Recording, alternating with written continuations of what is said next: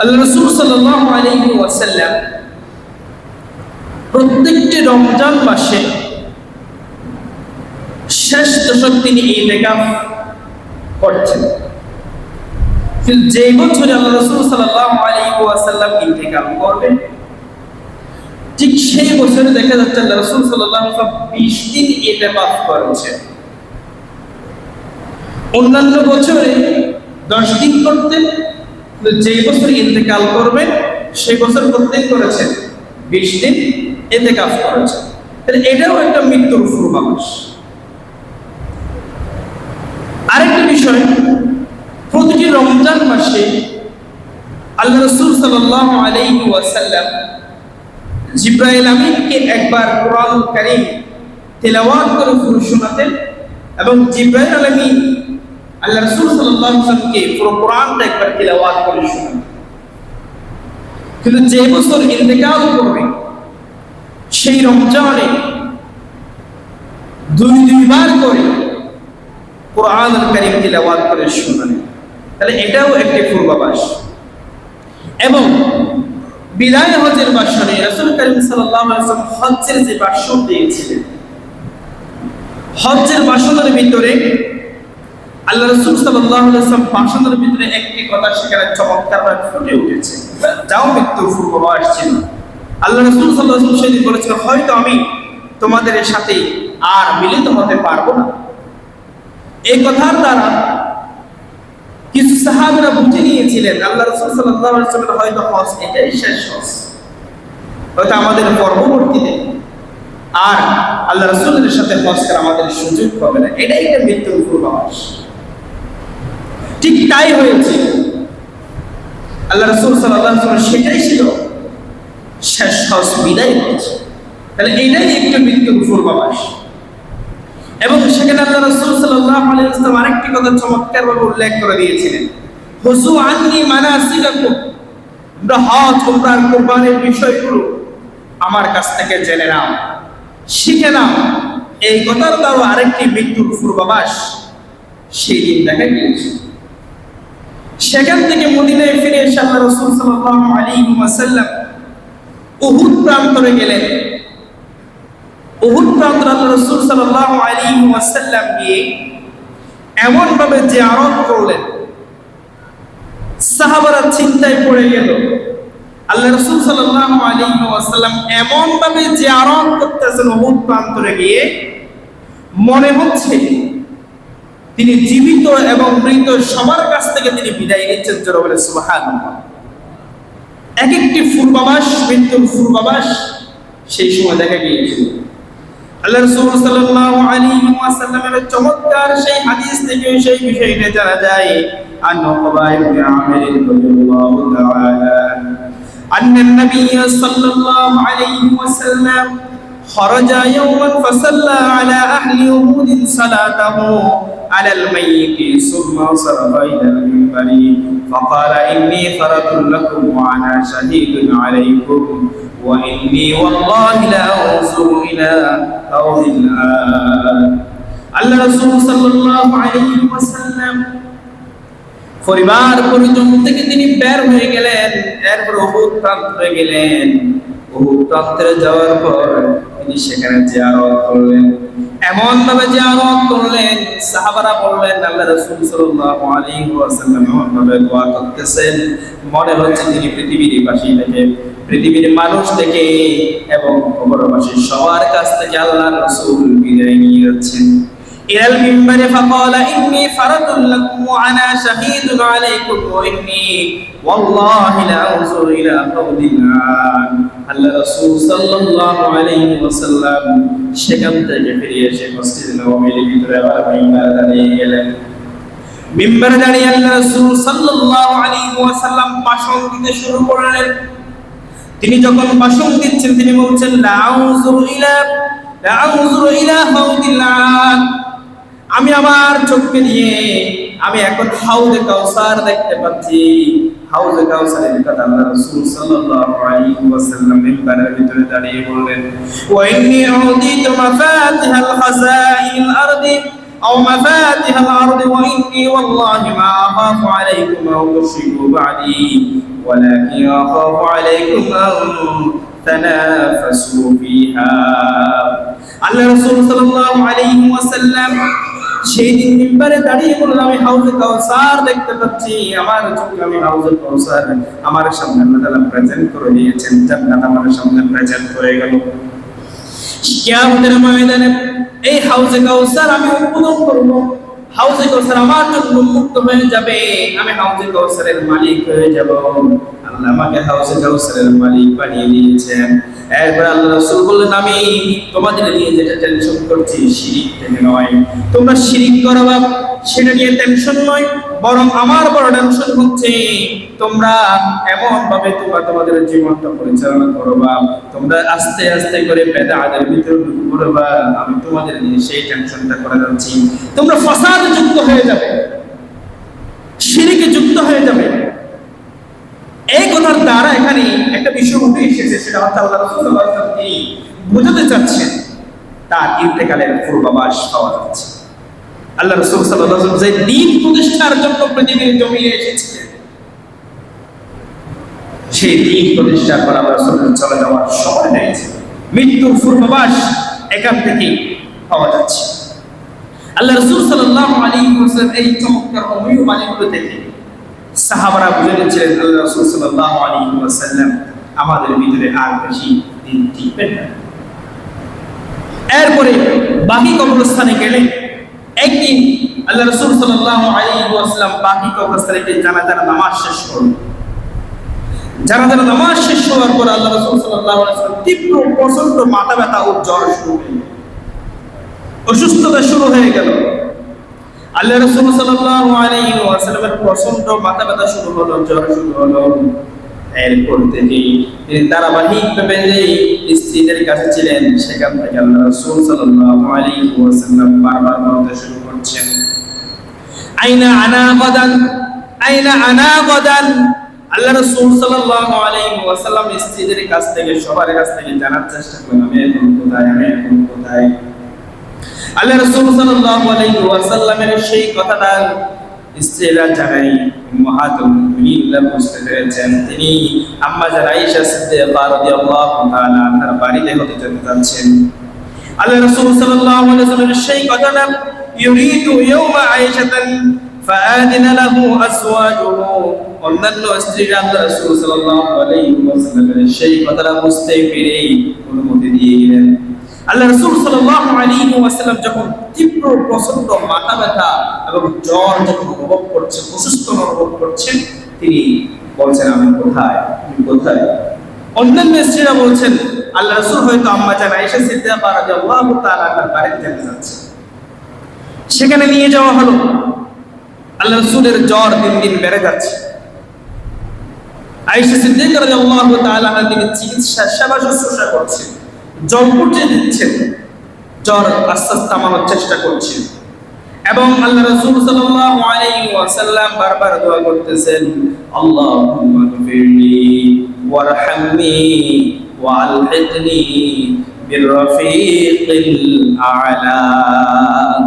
আল্লাহ রাসূল সাল্লাল্লাহু আলাইহি ওয়াসাল্লাম, আল্লাহ আমাকে মাফ করে দাও, আমার উপর রহম করো, ওয়ালহিকনি বিররফিকিল আ'লা, আল্লাহ আমার প্রিয় বন্ধুর সাথে আমার সাক্ষাতের ব্যবস্থা করে দাও। আল্লাহ রাসূল সাল্লাল্লাহু আলাইহি ওয়াসাল্লাম সেই দোয়াটা চলমান। ইন্তেকালের 5 দিন আগে আল্লাহ রাসূল সাল্লাল্লাহু আলাইহি ওয়াসাল্লাম প্রচন্ড জ্বর এবং মাথা ব্যথাতে তিনি উফকুফ করতেছেন। আল্লাহ রাসূল সাল্লাল্লাহু আলাইহি ওয়াসাল্লাম প্রচন্ড জ্বর অনুভব করছেন। ইন্তেকালের 5 দিন আগে আল্লাহ রাসূল সাল্লাল্লাহু আলাইহি ওয়াসাল্লামের যোহরের আগ মুহূর্তে বললেন, আমাকে একটু গোসলের ব্যবস্থা করাও। 7 বছর পানি নিয়ে আল্লাহ রাসূল সাল্লাল্লাহু আলাইহি ওয়াসাল্লামকে গোসলের ব্যবস্থাপনা করা হলো। গোসল করলেন, তিনি হাঁটতে পারতেছেন না, দাঁড়াতে পারতেছেন না, এরপর তিনি নামাজের চিন্তা করতেছেন, নামাজের ইমামতি করার চিন্তা করছেন, নামাজ যাওয়ার চিন্তা করছেন, নামাজ কিভাবে করে বাদ দিবেন।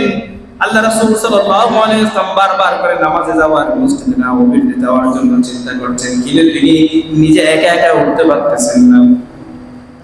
2 জন সাহাবাকে ডাকানো হলো। 2 জন সাহাবার কাঁধের উপর বর করে সেই দিন জোহরের সময় আল্লাহ রাসূল সাল্লাল্লাহু আলাইহি ওয়াসাল্লাম মসজিদ নববীতে গেলেন। মসজিদ নববীতে যাওয়ার পর আল্লাহ রাসূল সাল্লাল্লাহু আলাইহি ওয়াসাল্লাম নামাজের ইমামতিতে দাঁড়ালেন। সালাত শেষ করলেন। নামাজ শেষ করার পরে আল্লাহ রাসূল সাল্লাল্লাহু আলাইহি ওয়াসাল্লাম মিম্বারে উঠে দাঁড়িয়ে গেলেন। আবার বক্তব্য দিতে শুরু করলেন। আল্লাহ রাসূল সাল্লাল্লাহু আলাইহি ওয়াসাল্লাম সেই দিন মিম্বারে দাঁড়িয়ে বক্তব্য দিচ্ছেন, আজ থেকে মসজিদে নববীর সব দরজাগুলো বন্ধ হয়ে যাবে, কিন্তু আবু বকরের দরজাটা খোলা থাকবে। সুবহানাল্লাহ। কেউ কিছু বুঝতে পারতেছে না আল্লাহ রাসূল সাল্লাল্লাহু আলাইহি ওয়াসাল্লাম কি যেন বলতেছেন। সব দরজাগুলো কি বন্ধ হবে, আবু বকরের দরজাটা খোলা থাকবে। এবং আবু বকর রাদিয়াল্লাহু আনহু কথাটা শুনে কান্নার মতো কান্নায় জড়িয়ে পড়ছেন। এবং আল্লাহ রাসূল সাল্লাল্লাহু আলাইহি ওয়াসাল্লাম আরো বলছেন, এই পৃথিবীর সব সম্পদ আল্লাহ যাকে দিতে চেয়েছিলেন তিনি সব সম্পদকে উপেক্ষা করে তার মাবুদের সঙ্গে দিদার করা পছন্দ করেছেন। কেউ কিছু বুঝতেছে না, কিন্তু কেন বৃদ্ধ বয়োবৃদ্ধ হযরত আবু বকর সিদ্দিক রাদিয়াল্লাহু তাআলা তিনি বুঝতে পেরেছেন এই পৃথিবীর জাগতিক সব সম্পদ তো আল্লাহ তার রাসূলকে দিতে চেয়েছিলেন, আর তিনি সেই সব সম্পদকে উপেক্ষা করে তার প্যারা হাবিব তার প্রিয় মাবুদের সঙ্গে দিদার করা পছন্দ করেছি। তার মানে হলো আল্লাহ রাসূল সাল্লাল্লাহু আলাইহি ওয়াসাল্লাম ইন্তেকালের পূর্বাভাস সেখান থেকে বলা হচ্ছে। আল্লাহ রাসূল সাল্লাল্লাহু আলাইহি ওয়াসাল্লাম প্রচন্ড ঝড় ও ব্যথা অনুভব করতে করতে মাগরিবের নামাজ পর্যন্ত আদায় করেন। মাগরিবের নামাজ আদায় করার পর আল্লাহ রাসূল সাল্লাল্লাহু আলাইহি ওয়াসাল্লাম অসুস্থতা বেড়ে যাওয়ায় বাড়িতে গেলেন। সেখানে সেই দিন এশারের সময় পর্যন্ত আল্লাহ রাসূল সাল্লাল্লাহু আলাইহি ওয়াসাল্লাম অপেক্ষা করছেন কি হবে কি হবে। এশারের সময় যখন হয়ে গেল সমস্ত সাহাবারা অপেক্ষা করতেছেন আল্লাহ রাসূল সাল্লাল্লাহু আলাইহি ওয়াসাল্লাম নামাজের ইমামতিতে কখন আসবেন। কিন্তু এশারের সময় প্রায় আস্তে আস্তে করে প্রায় শেষ মুহূর্ত হয়ে যাচ্ছে। সমস্ত সাহাবারা অপেক্ষা করতেছেন আল্লাহ রাসূল কখন আসবেন ইমামতির জন্য। সময়ের প্রায় শেষ মুহূর্ত হয়ে যাচ্ছে। সাহাবারা দীর্ঘক্ষণ অপেক্ষা করার পর এবার যখন ওয়াক্তের প্রায় শেষ মুহূর্ত হয়ে যাচ্ছে আল্লাহ রাসূল সাল্লাল্লাহু আলাইহি ওয়াসাল্লাম ইশারা করলেন নামাজ আদায় করে ফেলার জন্য। কখনো হুঁশ হন, কখনো বেহুশ হয়ে যান। আল্লাহ রাসূল সাল্লাল্লাহু আলাইহি ওয়াসাল্লাম কি না পেয়ে হযরত আবু বকর সিদ্দিক রাদিয়াল্লাহু তাআলা ইমামতিতে সাহাবারা নামাজের ইমামতি দাঁড়িয়ে গেলেন। আবু বকর যখন ইমামতি দাঁড়ালেন আল্লাহ রাসূল সাল্লাল্লাহু আলাইহি ওয়াসাল্লাম আম্মা আয়েশা সিদ্দিকা রাদিয়াল্লাহু তাআলা আনহাকে জিজ্ঞেস করলেন, ও আয়েশা মসজিদে নববীর ভিতরে এখন কি হচ্ছে?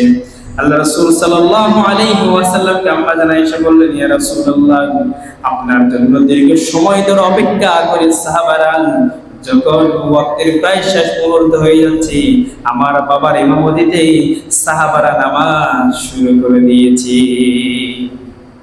আল্লাহ রাসূল সাল্লাল্লাহু আলাইহি ওয়াসাল্লাম বললেন, মসজিদে নববীর একটা জানালা খুলে দাও, একটু পর্দাটা একটু সরাও, আমি একটু নামাজের দৃশ্য দেখব। মসজিদে নববীর দিকে জানালাটা খুলে দেওয়া হলো। আল্লাহ রাসূল সাল্লাল্লাহু আলাইহি ওয়াসাল্লাম নামাজের দৃশ্য দেখলেন। নামাজের দৃশ্য দেখে আল্লাহ রাসূল সাল্লাল্লাহু আলাইহি ওয়াসাল্লামের চোখের কোণা দিয়া পানি টপ টপ করে পড়তে শুরু করেছে। একদিকে সাহাবারা আল্লাহ রাসূলকে না পেয়ে আবু বকরের ইমামতিতে যখন নামাজ পড়তে সাহাবাদের ভিতরে কান্নার রোল শুরু হয়ে গিয়েছে।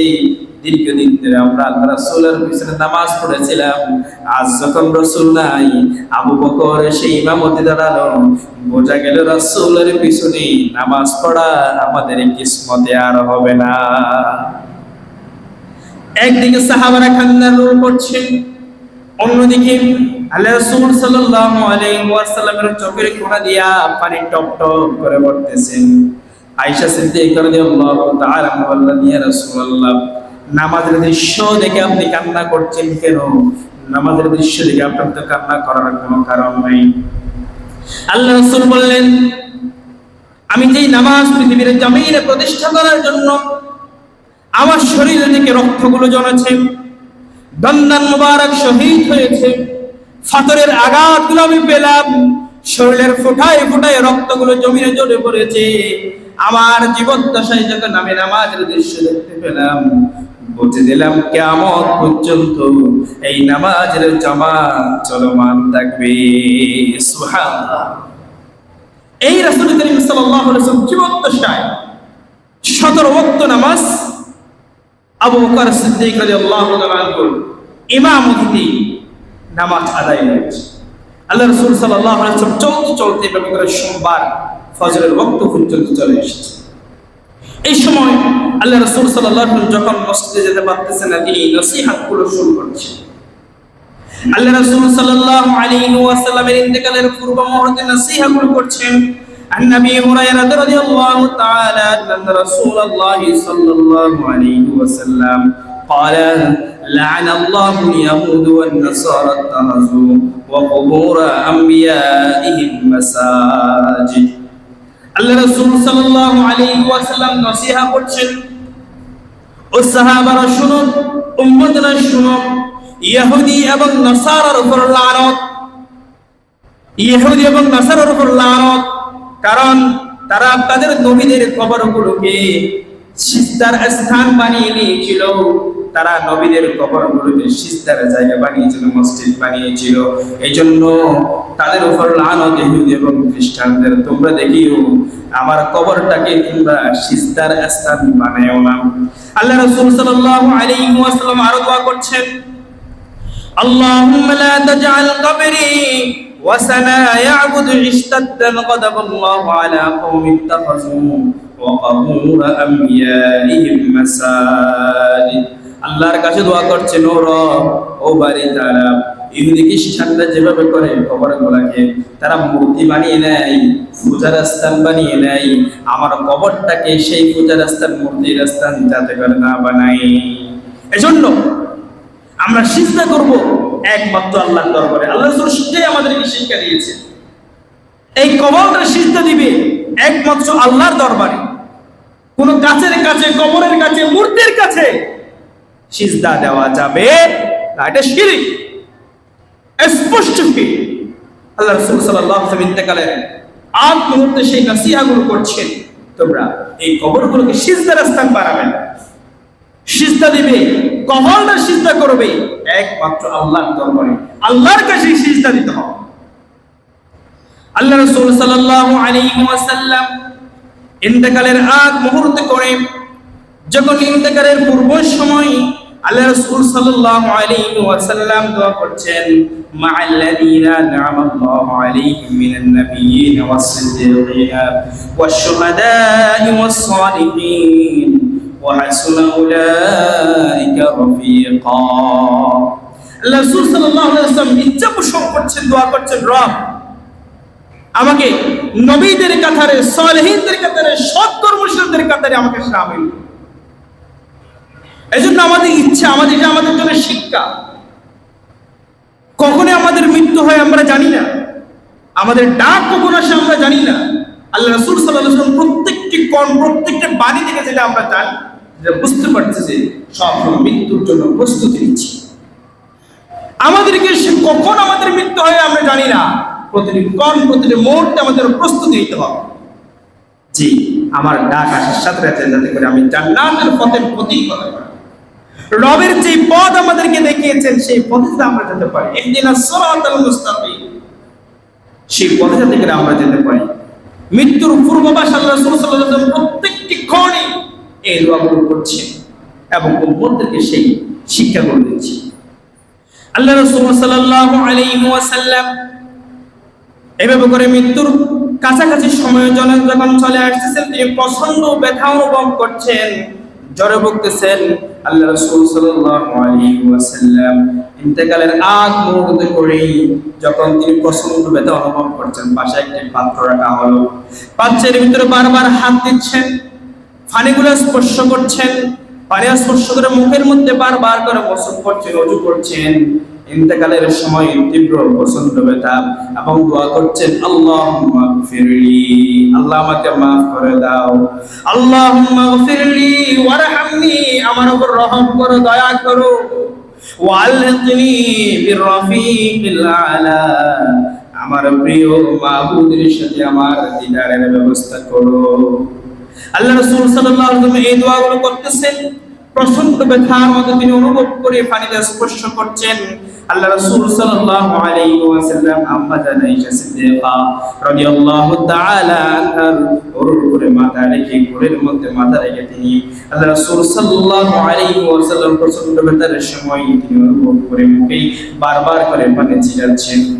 এই সময়ে আয়েশা সিদ্দিকা রাদিয়াল্লাহু তাআলা আনহার ভাই ছিলেন, তার নাম হলো আব্দুর রহমান। আব্দুর রহমান যখন তিনি এসেছেন, আব্দুর রহমানের হাতে ছিল একটা মিসওয়াক। মিসওয়াকটা হাতে নিয়ে আব্দুর রহমান মিসওয়াক করছে। আল্লাহ রাসূল সাল্লাল্লাহু আলাইহি ওয়াসাল্লাম সেই মিসওয়াকের দিকে যখন চোখ গেল, যাওয়ার সাথে আল্লাহ রাসূল সাল্লাল্লাহু আলাইহি ওয়াসাল্লাম ইচ্ছা পোষণ করছে মিসওয়াক করবে। এখন তো আমাদের ভিতরে সেই মিসওয়াকের রসটা একেবারে উঠে গেছে বলেই বাস্তব চিত্র সেটাই। কয়জন আমরা মিসওয়াক করি?